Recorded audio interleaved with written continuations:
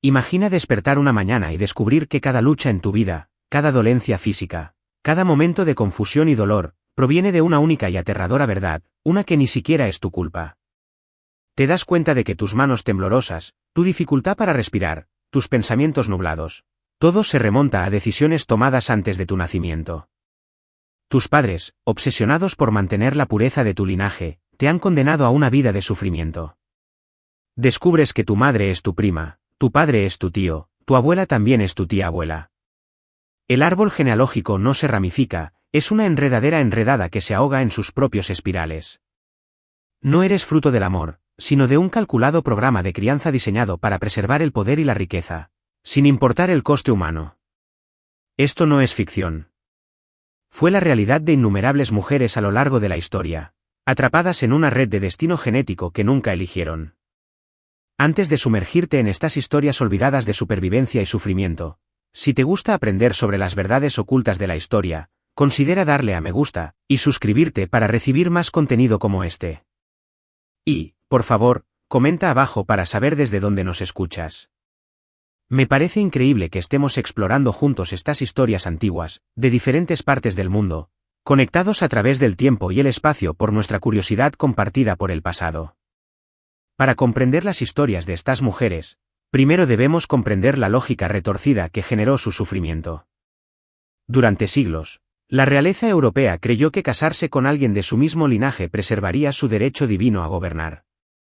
Consideraban su sangre azul literalmente diferente a la de la plebeya, más pura, más sagrada, bendecida por Dios mismo. La práctica era tan común que, para el siglo XVI, las familias reales europeas eran esencialmente una red masiva e interconectada de primos que se casaban con primos, tíos que se casaban con sobrinas y hermanos que engendraban hijos que gobernarían imperios. Lo que no entendían, lo que no podían entender, era que estaban creando una pesadilla genética que se transmitiría de generación en generación. La familia Habsburgo de Austria y España perfeccionó este arte de la autodestrucción. Su lema familiar bien podría haber sido: que otros hagan la guerra, feliz Austria, cásate. Pero sus matrimonios no fueron felices. Fueron desastres genéticos calculados que dieron lugar a algunas de las figuras más trágicas de la historia. Nuestra primera historia nos lleva a la Viena de 1634. En los sombríos pasillos del Palacio de Hofburg, nace una niña que jamás conocerá un día sin dolor. María Ana de Austria llega al mundo con la maldición de los Habsburgo ya escrita en sus genes, fruto de generaciones de primos que se casan con primos en un árbol genealógico tan enmarañado que parece una soga. Desde sus primeros recuerdos, María Ana sabe que es diferente. Mientras otros niños corren y juegan, a ella le cuesta caminar. Su columna vertebral se curva de forma antinatural, lo que la obliga a adoptar una postura encorvada que le dificulta la respiración. Su mandíbula sobresale tanto que apenas puede comer alimentos sólidos. Los sirvientes deben cortarle la carne en trocitos, e incluso entonces, las comidas se convierten en una prueba agotadora de masticar y tragar con cuidado. Pero las dificultades físicas de María Ana palidecen ante el tormento psicológico de comprender por qué sufre. Crece rodeada de retratos de sus antepasados, y en cada rostro pintado ve ecos de sus propias deformidades. Aquí, un tío con la misma mandíbula prominente, allá, una abuela con la misma columna vertebral curvada. Se da cuenta, con la terrible claridad que solo llega con el sufrimiento, de que no es la única. Es la última víctima de una larga serie de catástrofes genéticas. Los médicos de palacio, con sus sangrías y oraciones, no pueden ofrecerle alivio. Cuchichean entre ellos sobre la maldición de los Habsburgo, pero nunca en su presencia. En su cara, le hablan de enfermedades misteriosas y de la voluntad de Dios, sin admitir jamás la verdad que todos conocen, pero nadie se atreve a decir. Su sufrimiento es el resultado directo de la obsesión de sus padres y abuelos por mantener la pureza de su linaje. María Ana pasa sus días en habitaciones oscuras, con las cortinas corridas para ocultarse del mundo y el mundo de ella. Aprende a leer con voracidad, su mente aguda es una de las pocas partes de su cuerpo que funciona correctamente. En los libros, encuentra mundos donde el linaje no importa, donde la gente se casa por amor en lugar de por linaje, donde los niños no nacen cargando con los pecados de sus antepasados en los huesos. Pero la realidad siempre se impone. Los médicos del tribunal la examinan regularmente, documentando sus deformidades con objetividad clínica. Miden la curvatura de su columna, la protrusión de su mandíbula, la debilidad de sus extremidades. Se convierte, no en una persona, en un caso de estudio. Un ejemplo vivo de lo que sucede cuando la genética falla. La soledad es quizás peor que el dolor. Los posibles pretendientes, todos ellos también primos suyos, retroceden al verla. Las negociaciones matrimoniales comienzan y terminan rápidamente en cuanto se conoce su condición. Permanece soltera, no por elección propia, sino por las circunstancias. Incluso en un mundo donde el matrimonio entre primos es normal, sus deformidades son demasiado graves como para pasarlas por alto. María Anna muere joven, a los 32 años. Su cuerpo finalmente se rinde al peso acumulado del daño genético. Su certificado de defunción enumera diversas dolencias, pero la verdadera causa nunca se menciona. Murió porque generaciones de sus antepasados eligieron el poder sobre la humanidad, la pureza sobre la compasión. Desde Austria, nuestra historia se traslada a España, a la que quizás sea la figura más trágica de este oscuro tapiz, Juana de Castilla, conocida históricamente como Juana la Loca. Nacida en 1479, hija de Isabel y Fernando, los reyes católicos que expulsaron a judíos y musulmanes de España y financiaron los viajes de Colón, Juana parecía destinada a la grandeza. Sin embargo, se convirtió en una advertencia sobre el precio de mantener la pureza de los linajes. La locura de Juana no se manifestó en su infancia. Era inteligente, culta y hablaba varios idiomas con fluidez. Pero las semillas de su destrucción ya estaban sembradas en sus genes, sus padres eran primos, parte de la misma red interconectada de la realeza europea que se había casado internamente durante generaciones. Las primeras señales aparecieron tras su matrimonio con Felipe el Hermoso de Borgoña. La unión, concertada para fortalecer las alianzas políticas, se convirtió en un campo de batalla psicológico. Felipe era infiel y fríamente manipulador. La reacción de Juana, un amor intenso y obsesivo, fue interpretada por otros como locura. ¿Pero era locura o la reacción natural de una mujer atrapada en una situación imposible? Joana había sido criada para creer que el matrimonio era su vocación más alta, que tener herederos era su deber sagrado. Cuando ese matrimonio se convirtió en una fuente constante de humillación y dolor, su mente se quebró bajo la presión. La verdadera tragedia comenzó con la repentina muerte de Felipe en 1506. El dolor de Juana se transformó en algo más oscuro, más obsesivo. Se negó a permitir su entierro, recorriendo España con su ataúd y abriéndolo con frecuencia para besar su cadáver en descomposición. La imagen es horrorosa, pero revela una verdad más profunda sobre su condición. Había estado tan aislada, tan privada de una conexión humana genuina, que ni siquiera la muerte pudo romper su apego a la única persona que le había mostrado atención. Por crueles que fueran, su padre Fernando, y posteriormente, su hijo Carlos V utilizaron su supuesta locura como justificación para encerrarla durante 46 años. Juana vivió recluida en el convento real de Santa Clara en Tordesillas. Las condiciones eran deplorables, habitaciones oscuras y frías, comida escasa, negación de higiene básica. Sus cuidadores informaron que pasaba semanas sin lavarse, que rasgaba su ropa en jirones, que gritaba durante horas. Pero he aquí la pregunta crucial, ¿estaba Juana realmente loca o las circunstancias la llevaron a la locura? Los historiadores modernos creen cada vez más que su locura fue principalmente política, una excusa conveniente para destituir a una reina legítima. Su comportamiento, aunque extremo, puede entenderse como la respuesta natural de alguien que sufre depresión severa, ansiedad y estrés postraumático, agravados por décadas de aislamiento y abuso. El componente genético no puede ignorarse. El árbol genealógico de Joana muestra claros patrones de enfermedades mentales, depresión y ansiedad, afecciones que se vuelven más comunes y graves con la endogamia. Su bisabuela tuvo episodios similares, su hija Catherine posteriormente mostraría signos de depresión severa. El patrón era evidente para cualquiera que estuviera dispuesto a observarlo. Juana murió en 1555, aún en prisión, aún oficialmente loca. Su muerte apenas se recordó.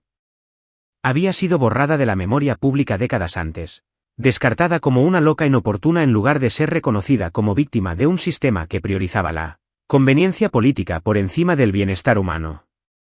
Nuestra siguiente historia se desarrolla en los dorados salones de la corte española, donde una niña llamada Margarita Teresa carga con el peso del imperio en su frágil cuerpo. Nacida en 1651, es hija de Felipe IV de España y su sobrina, Mariana de Austria. Sí, su sobrina, Porque para entonces la familia Habsburgo se había vuelto tan endogámica que los tíos se casaban rutinariamente con las hijas de sus hermanos sin que nadie viera nada raro en ello. La infancia de Margarita Teresa está documentada con exquisito detalle a través de las pinturas de Diego Velázquez, pintor de la corte de los reyes españoles. En estas obras maestras, vemos a una niña que debería estar jugando con muñecas, pero en cambio viste elaboradas vestiduras cortesanas. Su pequeño rostro ya muestra los signos reveladores de la herencia genética de los Habsburgo, su mandíbula ligeramente protuberante, insinuando las graves deformidades que se acentuarían con la edad. Su mirada tiene una mirada distante, casi vacía, que delata retrasos en el desarrollo. Su postura, incluso de niña, sugiere los problemas de columna que aquejaron a su familia. Pero lo más trágico de la historia de Margarita Teresa no es su condición física, sino su total falta de autonomía sobre su propia vida. Desde su nacimiento, cada decisión sobre su futuro la toman hombres que la ven no como una persona, sino como un instrumento político. Fue prometida en matrimonio con su tío, Leopoldo, y emperador del Sacro Imperio Romano Germánico, siendo aún una niña pequeña. El compromiso se celebra en toda Europa como un triunfo diplomático, sin que nadie se detenga a considerar lo que significa para la niña protagonista. Margarita Teresa crece sabiendo que su único propósito es casarse con su tío y tener herederos que continúen la línea de los Habsburgo. Recibe la mejor educación disponible para las mujeres de su época, aprendiendo idiomas, música y etiqueta, pero sus propias esperanzas y deseos son irrelevantes. Se convierte en princesa por título, pero en realidad es prisionera. Su breve vida, fallece a los 18 años tras tener varios hijos, es un testimonio del coste humano de un sistema que priorizaba la continuidad dinástica sobre el bienestar individual, debido al mercurio, el plomo y otras sustancias tóxicas que a menudo mataban a la mujer, junto con cualquier posible embarazo. Las consecuencias de un embarazo no deseado eran graves. En un mundo sin métodos anticonceptivos fiables, las mujeres se enfrentaban a la constante amenaza de muerte durante el parto. Las tasas de mortalidad materna eran alarmantes. 1 de cada 3 mujeres moría durante o poco después del parto. Para las mujeres solteras, el embarazo a menudo significaba la destrucción social, el exilio o la muerte. La práctica del infanticidio, aunque oficialmente condenada, se entendía ampliamente como el último recurso de una mujer desesperada. Las negociaciones matrimoniales medievales se llevaban a cabo como campañas militares, con los cuerpos como el principal campo de batalla. Cuando el padre de Margot concertó su matrimonio con Henrik, su virginidad era literalmente su dote, más valiosa que cualquier oro o ganado que pudiera ofrecer. El himen se convirtió en una moneda de honor, intercambiada entre familias como prueba de la pureza de su hija y de su propia reputación. La noche de bodas no era solo para la consumación, era para la verificación pública de la virginidad de la novia. Las sábanas ensangrentadas se exhibían a la multitud reunida como prueba de la legitimidad del matrimonio. Si no aparecía sangre, la novia podía ser devuelta a su familia en desgracia, marcada como __, o incluso asesinada por fraude. La presión sobre las jóvenes novias era enorme. Algunos se pinchaban los dedos en secreto o ocultaban sangre de pollo para falsificar las pruebas que exigían sus nuevas familias. Pero la comprensión de la virginidad en la medicina medieval era completamente errónea. Creían que el himen era una membrana sólida que bloqueaba por completo la abertura vaginal, en lugar del tejido parcial y flexible que realmente es.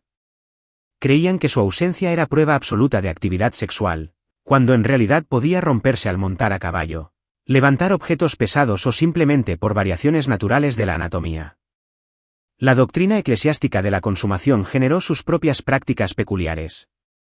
Un matrimonio no se consideraba legalmente vinculante hasta que se había producido la relación sexual, lo que significaba que probar o refutar la consumación se convertía en un asunto de investigación legal. Los tribunales eclesiásticos interrogaban a ambos cónyuges, entrevistándolos por separado sobre detalles íntimos de su noche de bodas. Inspeccionaban el cuerpo de la mujer en busca de señales de penetración e interrogaban a los vecinos sobre lo que habían oído a través de las paredes.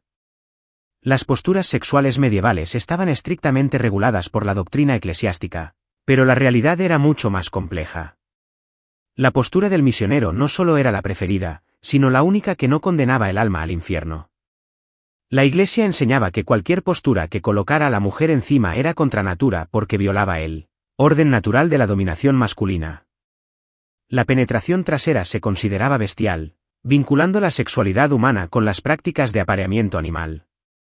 Sin embargo, la literatura medieval insinúa una realidad más compleja. Los fabliaux y los cuentos cómicos obscenos, populares en la Francia medieval, describen encuentros sexuales que habrían escandalizado a las autoridades eclesiásticas.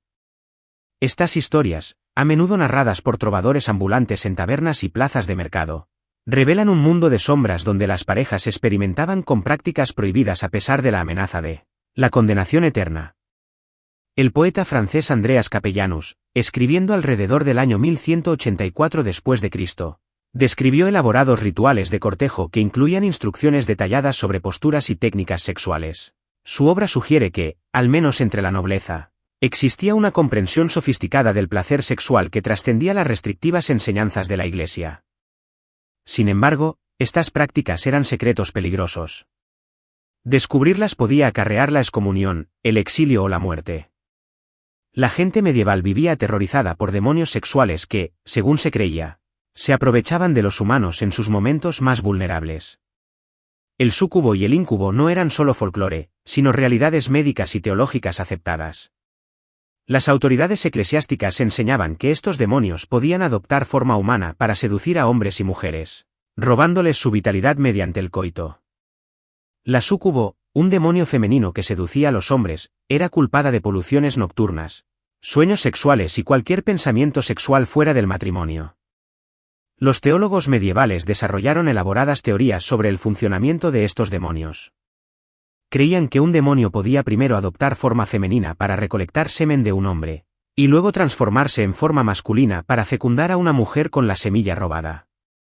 Se creía que cualquier niño nacido de tal unión estaba maldito o era demoníaco. El íncubo representaba una amenaza aún mayor para las mujeres medievales. Se decía que estos demonios masculinos eran físicamente más fuertes que los humanos y capaces de dominar a sus víctimas. Las mujeres que reportaban sueños o experiencias sexuales que no podían explicar eran a menudo acusadas de conspirar con demonios. La línea entre víctima y bruja era terriblemente delgada. La parálisis del sueño, ahora entendida como un fenómeno neurológico, se interpretaba como una agresión sexual demoníaca. Se creía que los hombres y mujeres que despertaban inmóviles, a menudo con una sensación de presión en el pecho, estaban bajo ataque demoníaco. La Iglesia prescribía elaborados rituales de exorcismo y purificación, pero muchas presuntas víctimas eran quemadas por brujería. La comprensión medieval de la menstruación se basaba en el terror y la superstición que persistirían durante siglos. Se creía que la sangre menstrual era venenosa, tan tóxica que podía destruir las cosechas, agriar el vino y hacer que los hombres perdieran su virilidad. El naturalista romano Plinio el Viejo, cuyas obras aún se estudiaban en las universidades medievales, afirmaba que la sangre menstrual podía enloquecer a los perros y hacer que los cuchillos perdieran su filo. Durante sus ciclos menstruales, las mujeres eran consideradas contaminantes peligrosos que debían ser aisladas de la sociedad. No podían entrar en las iglesias, preparar alimentos ni tocar objetos sagrados. En muchos pueblos, las mujeres que menstruaban debían vivir en cabañas especiales fuera de la comunidad hasta que cesara el sangrado. La Iglesia enseñaba que la menstruación era el castigo de Dios por el pecado original de Eva, convirtiendo cada ciclo menstrual en un recordatorio de la vergüenza femenina. La falta de comprensión sobre la menstruación dio lugar a prácticas médicas extrañas. Los médicos creían que la sangre menstrual, si no se expulsaba correctamente del cuerpo, se acumulaba y envenenaba a la mujer desde dentro. Prescribían sangrías, purgas y otros tratamientos peligrosos para equilibrar los humores femeninos. Algunos médicos recomendaban las relaciones sexuales como cura para los trastornos menstruales, creyendo que el semen masculino podía neutralizar los efectos tóxicos de la sangre menstrual. Las mujeres medievales desarrollaron su propio conocimiento secreto sobre el manejo de sus ciclos. Usaban musgo, trapos de tela y piel de oveja como protección menstrual primitiva. Registraban sus ciclos según las fases lunares y desarrollaron remedios herbales para aliviar los cólicos y regular el flujo. Este conocimiento se transmitió de generación en generación, cuidadosamente oculto a los médicos varones y a las autoridades eclesiásticas, quienes podrían condenarlo como brujería. La época medieval presenció el auge de elaboradas teorías sobre la compatibilidad sexual basadas en signos astrológicos, humores corporales y características físicas. Los médicos medievales creían que el placer sexual y la fertilidad dependían del equilibrio adecuado entre los humores calientes y fríos, húmedos y secos de ambos miembros de la pareja. Un marido atractivo podía ser incompatible con una esposa fría, lo que provocaba disfunción sexual e infertilidad. El examen físico de las posibles esposas era común entre las familias adineradas. Los médicos examinaban el cuerpo de la novia en busca de indicios de su temperamento sexual. Las caderas anchas indicaban fertilidad, mientras que las estrechas sugerían esterilidad. Se analizaba el tamaño y la forma del pene del novio para determinar su compatibilidad con la futura esposa. Estos exámenes se realizaban con la misma objetividad clínica que se utiliza para examinar al ganado. Las autoridades eclesiásticas desarrollaron sus propias teorías sobre la compatibilidad sexual, basándose en características espirituales más que físicas. Enseñaban que las parejas con un parentesco demasiado cercano, ya fuera por consanguinidad o parentesco espiritual, serían maldecidas con disfunción sexual e hijos monstruosos. Las complejas reglas de consanguinidad hicieron que muchos matrimonios medievales fueran posteriormente anulados al descubrirse vínculos familiares previamente desconocidos. La sexualidad medieval estaba profundamente entrelazada con los conceptos de honor, vergüenza y posición social. La destreza sexual de un hombre estaba directamente relacionada con su reputación como guerrero y líder. La impotencia no era solo un defecto personal, sino una humillación pública que podía destruir la posición de un hombre en su comunidad. Los franceses medievales desarrollaron elaborados eufemismos para la disfunción sexual, creando un vocabulario de vergüenza que impregnaba todos los aspectos de la interacción social. Para las mujeres, la reputación sexual era aún más frágil. El más mínimo indicio de incorrección podía destruir sus perspectivas matrimoniales y el honor de su familia. Las ciudades medievales eran pequeñas comunidades donde todos sabían lo que hacían los demás. Una mujer vista hablando con un hombre que no fuera su esposo o familiar podía ser tildada de __. Los estándares de comportamiento femenino eran tan restrictivos que incluso las mujeres casadas vivían con el temor constante de los chismes y las acusaciones. El sistema legal medieval reflejó estas ansiedades sexuales en su tratamiento de la violación, el adulterio y la agresión sexual. La violación se definía no como un delito contra la mujer, sino como un delito contra el hombre que la poseía, su padre, esposo o señor. El castigo por violación variaba drásticamente según el estatus social tanto de la víctima como del agresor. Un noble que violaba a una campesina podía pagar una pequeña multa, mientras que un campesino que violaba a una noble se enfrentaba a la tortura y la muerte. El adulterio se castigaba aún más severamente, pero solo para las mujeres. Una mujer casada que tuviera relaciones sexuales con cualquier hombre que no fuera su esposo podía ser asesinada por su esposo sin consecuencias legales. Los códigos legales medievales otorgaban específicamente a los esposos el derecho a asesinar a las esposas adúlteras y a sus amantes si eran sorprendidos en el acto. Sin embargo, los hombres generalmente tenían libertad para tener relaciones sexuales con mujeres solteras, prostitutas o sus propios sirvientes sin consecuencias legales. La época medieval presenció el desarrollo de elaborados rituales de cortejo que influirían en la cultura europea durante siglos. La tradición del amor cortés, popularizada en la poesía de los trovadores, creó un mundo paralelo donde el deseo sexual se elevaba a la categoría de búsqueda espiritual. Estos ideales románticos eran principalmente una fantasía literaria de la nobleza, pero tuvieron un profundo impacto en la comprensión medieval de la relación entre el amor y la sexualidad. La tradición del amor cortés enseñaba que el amor verdadero solo podía existir fuera del matrimonio. La devoción de un caballero por su dama debía permanecer eternamente insatisfecha, en un estado de anhelo constante que purificaba el alma mediante el sufrimiento. Esto creó una extraña división entre la sexualidad conyugal, puramente funcional, y el amor romántico, puramente espiritual. La realidad del cortejo medieval era mucho más pragmática. Entre el campesinado, los jóvenes podían elegir entre sus parejas, pero las consideraciones económicas siempre prevalecían sobre las preferencias personales. Una joven aldeana podía preferir al hijo del herrero, pero si el molinero le ofrecía mejores condiciones a su padre, se encontraría casada con un hombre al que apenas conocía. Las prácticas de compromiso medievales incluían rituales diseñados para comprobar la compatibilidad de los posibles cónyuges. En algunas regiones, se permitía a las parejas comprometidas dormir juntas, vestidas y separadas por una tabla de madera llamada tabla de atado.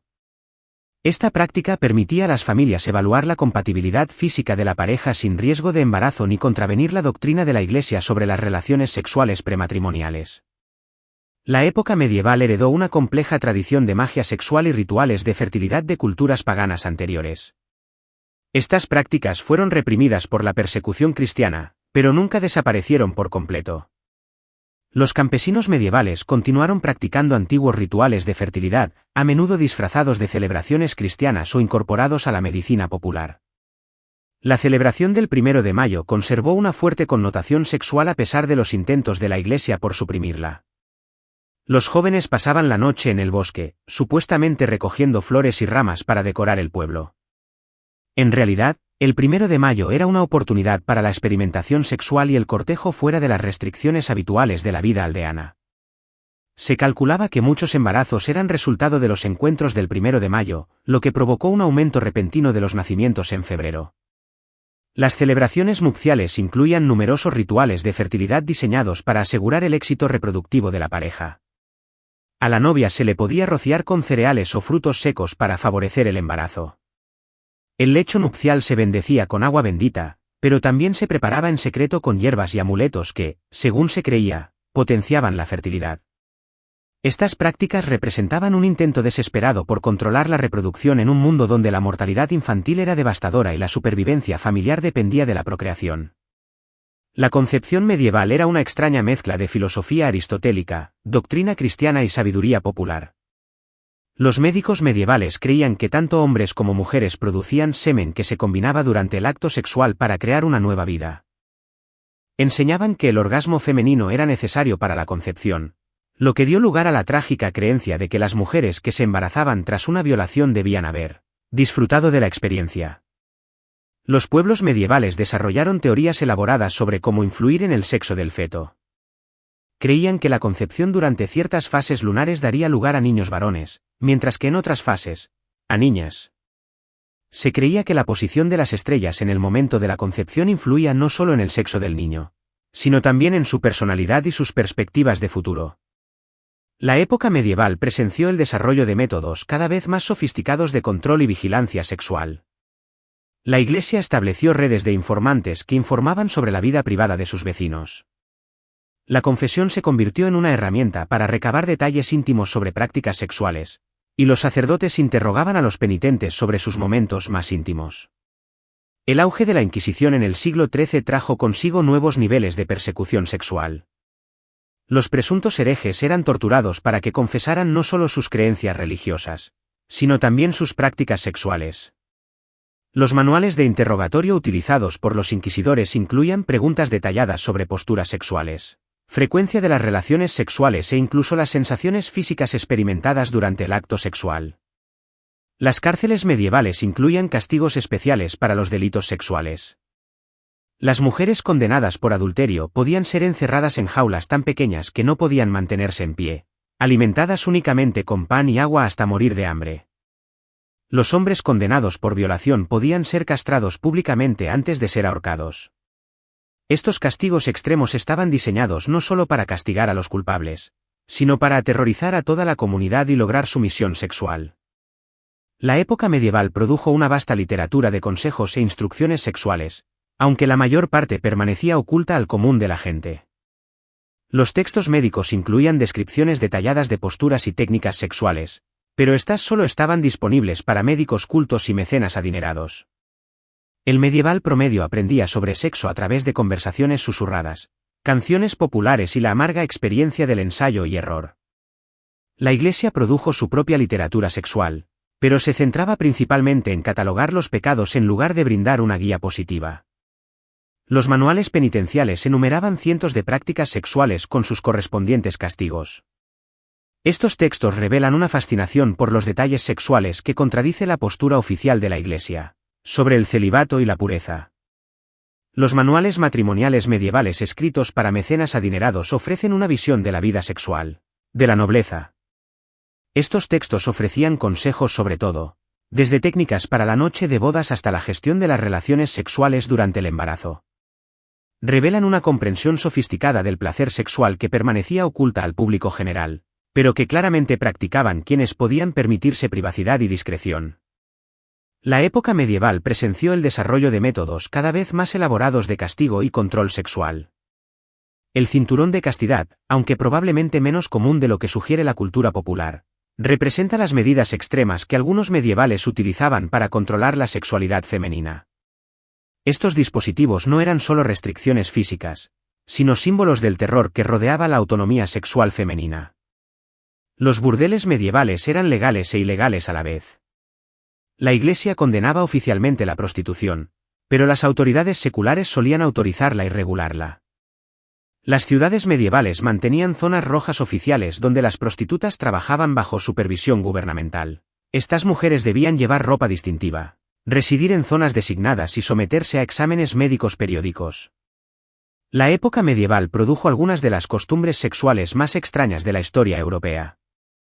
El derecho de la primera noche, o droit du seigneur, supuestamente otorgaba a los señores feudales el derecho a tener relaciones sexuales con sus novias campesinas, en su noche de bodas. Si bien los historiadores debaten si esta práctica realmente existió, la mera posibilidad revela la completa vulnerabilidad sexual de las campesinas medievales. Los medievales creían que las prácticas sexuales podían influir en todo, desde el clima hasta el éxito de las campañas militares. Reyes y nobles consultaban a los astrólogos sobre los mejores momentos para las relaciones sexuales, creyendo que las fuerzas cósmicas presentes en la concepción influirían en el destino de sus hijos. Los comandantes del ejército podían ordenar a sus soldados abstenerse de tener relaciones sexuales antes de la batalla, creyendo que la actividad sexual les restaría vigor marcial. Las comunidades aldeanas desarrollaron complejos sistemas de presión social diseñados para regular la conducta sexual. A los jóvenes rara vez se les permitía estar solos, y se esperaba que las parejas casadas mantuvieran su vida íntima según las normas de la comunidad. La comprensión medieval del placer sexual estuvo profundamente influenciada por las enseñanzas religiosas sobre la naturaleza del alma y el cuerpo. La Iglesia enseñaba que el placer sexual era una trampa tendida por el diablo para alejar a los humanos de la contemplación espiritual. Incluso dentro del matrimonio, el disfrute excesivo de las relaciones sexuales se consideraba un pecado que podía condenar el alma al infierno. Los medievales desarrollaron técnicas elaboradas para controlar el deseo sexual y sus cuerpos. El ayuno, los baños fríos y la mortificación física se utilizaban para suprimir los impulsos sexuales. A los jóvenes se les enseñaba a evitar situaciones que pudieran provocar excitación sexual, como ciertos alimentos, música y formas de entretenimiento. A pesar de los intentos de la Iglesia por controlar la sexualidad humana, persistió una vasta cultura clandestina de transgresión y rebelión sexual. La gente medieval encontró maneras de expresar sus deseos y buscar el placer, creando un mundo de sombras de rebelión sexual que coexistía con la cultura oficial de represión y control. La sexualidad medieval se vio influenciada por consideraciones prácticas que la gente moderna rara vez considera. La falta de privacidad en los hogares medievales implicaba que las relaciones sexuales a menudo se producían en espacios compartidos con niños, sirvientes y familiares. Los sonidos y olores de la actividad sexual formaban parte de la vida cotidiana de maneras que impactarían la sensibilidad moderna. La época medieval presenció el desarrollo de relaciones cada vez más complejas entre la sexualidad y la clase social. Los privilegios sexuales de la nobleza formaban parte de su patrón más amplio de dominación social. Los señores y las damas tenían acceso a aposentos privados, comidas exóticas y tiempo libre que les permitía explorar el placer sexual de maneras inaccesibles para los campesinos. El matrimonio medieval se centraba, en última instancia, en la supervivencia, más que en el amor o la satisfacción sexual. En un mundo con una esperanza de vida corta y una alta mortalidad infantil, el propósito principal del matrimonio era tener hijos que pudieran perpetuar el apellido familiar y trabajar la tierra. El placer sexual era, en el mejor de los casos, una consideración secundaria y, a menudo, se consideraba una peligrosa distracción de preocupaciones más importantes. La época medieval produjo algunas de las costumbres sexuales más restrictivas de la historia europea, pero también presenció el desarrollo de sofisticadas formas de resistencia y rebelión sexual. Los medievales encontraron maneras de buscar el placer y expresar sus deseos a pesar de la abrumadora presión social para ajustarse a las expectativas religiosas y sociales. Al regresar a Margot en su cabaña de piedra, con las manos de Henrique aún extendiéndose hacia ella bajo la tenue luz de las velas, podemos comprender su terror no solo como miedo personal, sino como el peso de las ansiedades sexuales de toda una cultura que pesa sobre sus jóvenes hombros. Carga con el peso de la doctrina religiosa, el honor familiar, la vigilancia comunitaria y su propio deseo desesperado de sobrevivir en un mundo que no le ofrece protección. La época medieval nos recuerda que la sexualidad humana siempre ha estado condicionada por el poder, el miedo y el control social. Las prácticas y creencias peculiares de la gente medieval nos resultan ajenas ahora, pero surgieron de las mismas necesidades y deseos humanos fundamentales que impulsan el comportamiento sexual en todas las épocas. Comprender la sexualidad medieval nos ayuda a reconocer cómo nuestra propia cultura sexual refleja las estructuras de poder y las ansiedades sociales de nuestra época. La intimidad medieval nunca fue verdaderamente íntima. Siempre fue pública, siempre política, siempre peligrosa. El dormitorio era un campo de batalla donde se ganaban y se perdían almas, donde se defendía o se destruía el honor familiar, donde los momentos más privados de la vida humana se regían por reglas que parecían diseñadas para eliminar el placer y maximizar el sufrimiento. Sin embargo, la época medieval también revela la increíble resiliencia del deseo sexual humano. A pesar de siglos de persecución religiosa, control social y castigo legal, los medievales encontraron maneras de buscar el amor, el placer y la conexión íntima. Sus historias nos recuerdan que la sexualidad es uno de los aspectos más fundamentales de la experiencia humana, demasiado poderosa para ser controlada por completo por cualquier sistema de autoridad. Las extrañas y a menudo inquietantes prácticas sexuales de la Europa medieval no fueron simplemente resultado de la ignorancia o la superstición. Surgieron de una compleja interacción entre la doctrina religiosa, la estructura social, la necesidad económica y la genuina necesidad humana. Comprender estas prácticas nos ayuda a apreciar tanto el progreso alcanzado como las mismas tensiones subyacentes, que siguen configurando la sexualidad humana hoy en día. En definitiva, la época medieval nos enseña que la sexualidad es siempre política, siempre peligrosa y siempre esencial para la experiencia humana. Las extrañas prácticas íntimas de los medievales fueron sus intentos de sortear las eternas tensiones entre el deseo y el control, el placer y el peligro, el amor y la supervivencia. Sus luchas nos recuerdan que la búsqueda de la libertad sexual y la intimidad auténtica no es una invención moderna, sino una antigua aspiración humana que trasciende cualquier momento histórico. La luz de la vela aún titila en el rostro curtido de Henrik mientras se acerca a la joven Margot. Ahora comprendemos que este momento encierra todo el peso de la cultura sexual medieval, el miedo, la superstición, la desesperada esperanza de supervivencia y el eterno anhelo humano de conexión a pesar de las adversidades.